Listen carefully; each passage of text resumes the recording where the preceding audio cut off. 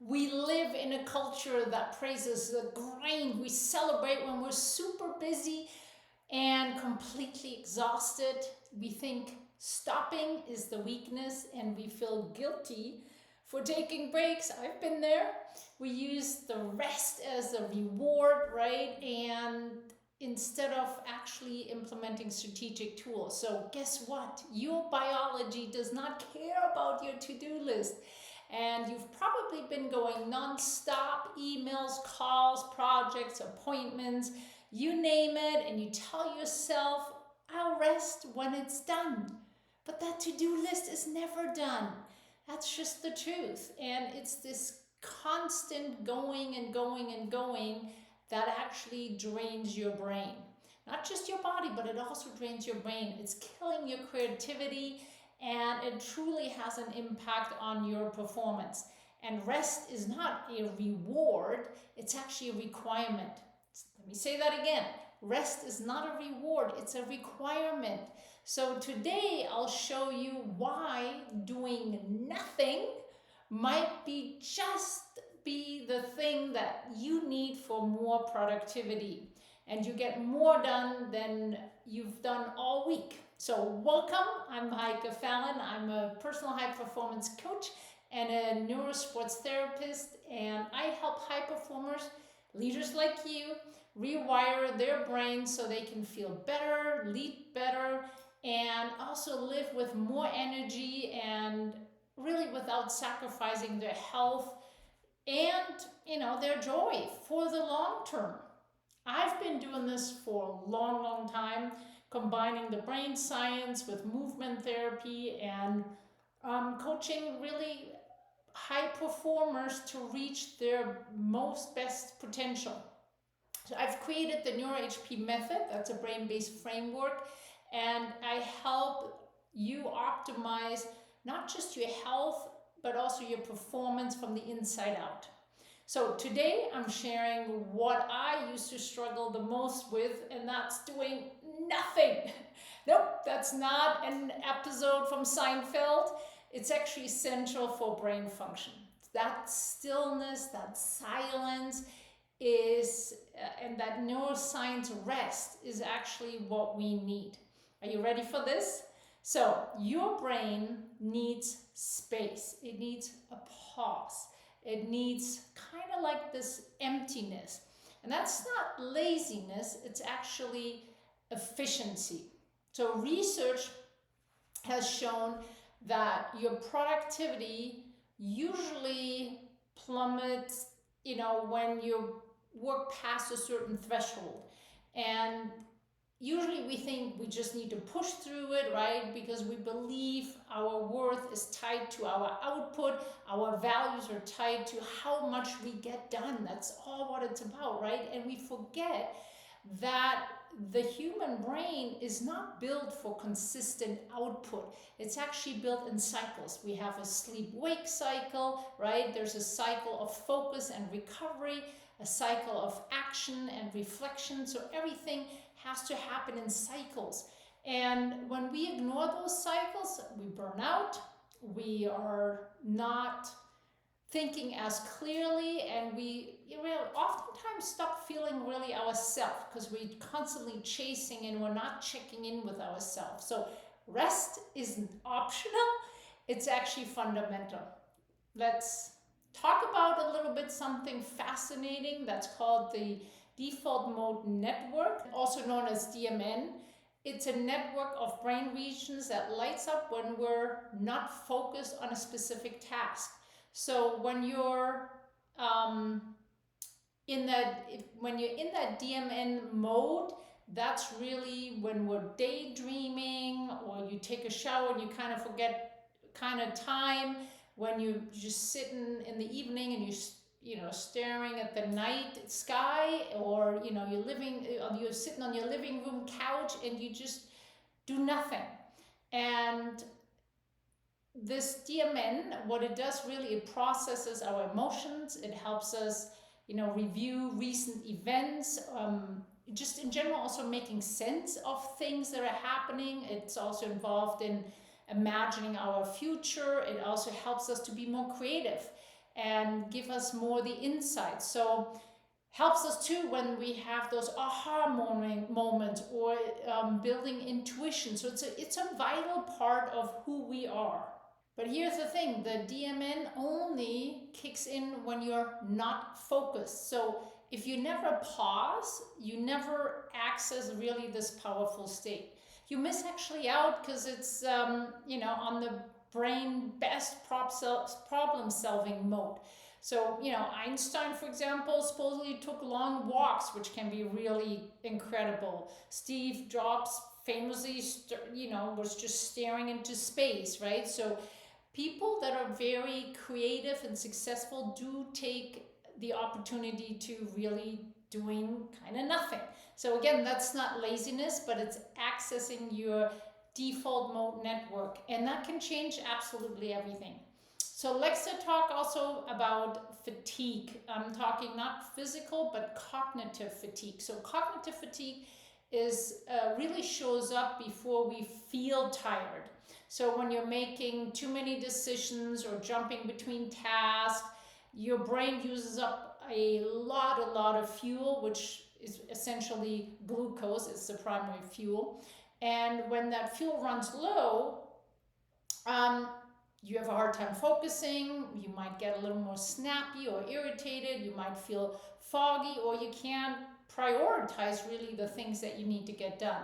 So here's a very interesting thing. Most of us respond by doing more in these situations, by drinking more coffee, scrolling more. Like you, I mean, let's face it, we're all sitting down. I'm guilty of this too, sitting down because we're tired and then we're scrolling, right? And we're staying productive thinking that would help, but it's actually false, right?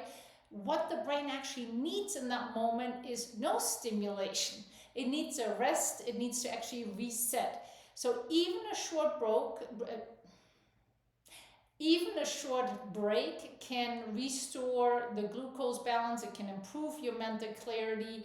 When you just sit there, it can reset your prefrontal cortex and helps you essentially in decision making. So don't ignore this, like a gas light in the car, right? When it's on empty and you're ignoring that, eventually your car will stop. And you cannot do the same with your body and your brain. If it's running low, you need to refuel first. You can't let it run down because, again, you're going to burn out. So you may have heard that neuroplasticity, it's the brain's ability to change, adapt, and basically rewire, is how we heal, we grow, and we can change old habits, create new ones. And neuroplasticity doesn't just happen because we have to, on one side, practice and do something new, and that is very important, but we also need the resting in order to create that neuroplasticity, because the brain needs also that downtime, that in order to kind of manifest and consolidate the learning in order to strengthen the neural connections. And that is really vital. And if we just keep going, it's not going to actually rewire and change, at least not in the positive way.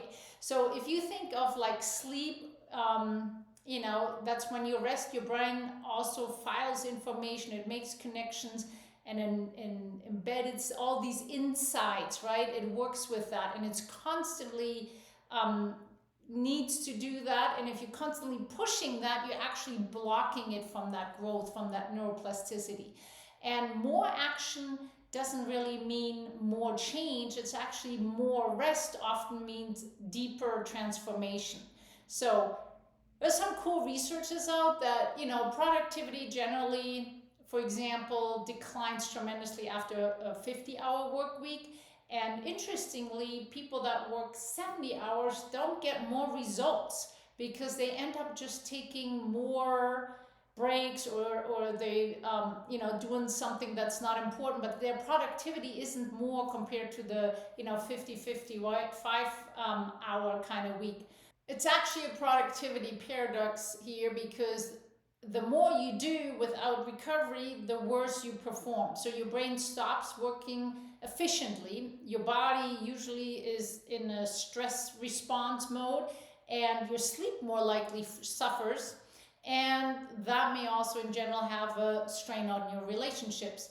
But when you include rest, you work faster, smarter, with better decisions, and more creatively. So leaders who actually master the rest don't fall behind. They lead better, they have better stamina, and they're actually more creative. Now, practically speaking, you don't need to take like a week off to benefit from rest. Obviously, vacations are great and you should absolutely take them, but you need moments throughout the day. So where you strategically, intentionally integrate small breaks just throughout the day, ideally every 50 minutes, just a short little micro reset. So again, can take 60 seconds to do a little deep breathing exercise. I've shared those in other videos. Even just gazing out the window for a couple minutes, going for a quick little walk without your phone would be ideal. So small moments can actually make a big shift. So studies have actually shown if you just 10 minutes of sitting and doing nothing in silence can lower your cortisol levels, can help you to focus again, and really helps your memory as well. So some other micro reset strategies, I've shared a bunch, is but definitely take breaks from screens, deep breathing exercises, even just closing your eyes and letting no light come in temporarily. Going for a quick little walk is super helpful. You can always do little squats, or nature is a very good one. Again, if you have the opportunity to look out the window or you have a beautiful picture of nature, look at that for a second, and just kind of, daydream in the moment. One other big thing is, though, oftentimes just, on waiting in line, for example, at the grocery store, try not to be on the phone. Just kind of let your gaze wander around a little bit. So these are all tools for your brain to refuel so you can do actually better work. So let's talk about boredom, though. That thing we all kind of avoid, right, with the phones and emails and noise. And boredom is actually a good thing. So when your brain isn't occupied, it starts connecting, again, ideas. It's accessing long-term memory. It creates new mental pathways. So it's actually, boredom is actually, you could think of like a fertilizer for grass, right? So if you allow, to zoom out, just to kind of rethink, reframe, and to be creative, that's when you're really going to start seeing more changes again, and also balancing your energy. But let's be true, let's be real. When was the last time you sat down without input? I mean, without a phone, without listening to a podcast, no conversation, just you, your thoughts. I mean, like I said, grocery store, waiting in line, who's all on their phone there? You go through the airport, everybody's on their phone all the time. So we're not getting enough the silence, the stillness, and just being in the moment. So let yourself be bored from time to time, because it helps actually the different states of the nervous system, the sympathetic fight and flight, the parasympathetic rest and digest, and you will activate the rest and digest with that, particularly if you combine that with a good breathing exercise. But just to have no emails, no deadlines, no traffic, no back-to-back meeting, that keep normally all of your cortisol levels high. They disrupt your meetings and drain your energy. So activating the parasympathetic system really helps you for so many different things. And when you do this throughout the day, check how your sleep is. If you're tracking your sleep, you might find that your deep sleep increases. You might also in general feel like more energetic. So try to, again, just take a moment. And again, walking can be a good one too. As far as the breathing technique, I usually recommend 4-7-8 breath, meaning 4 seconds inhale, 7 seconds holding, 8-second exhale. That's really what calms the nervous system down very quickly, utilizing the diaphragm ideally, but integrate those breaks from time to time throughout the day, doing absolutely nothing. Now, you might be like me, having struggled in the beginning of doing nothing. Sounds easy, but it's actually harder than it is. So I would recommend start with just a specific time during the day and figure out, ideally at the same time, sit down, time it for like 5 minutes, and literally sit down and put the phone somewhere else and just sit and let your thoughts wander. You don't have to do anything. Just kind of look out the window, let your thoughts go. Whatever happens, let it be. But I would recommend to do it at the same time on a daily basis, and literally with the intention of sitting down and doing nothing. So I know how hard that is. It took me a while. I ended up, for me, it was like my early afternoon coffee that I had. I would integrate it with that. So I would make an effort to, when I have my coffee, I just sit down, and while I'm drinking my coffee, that is my time to just kind of be and sit and do nothing.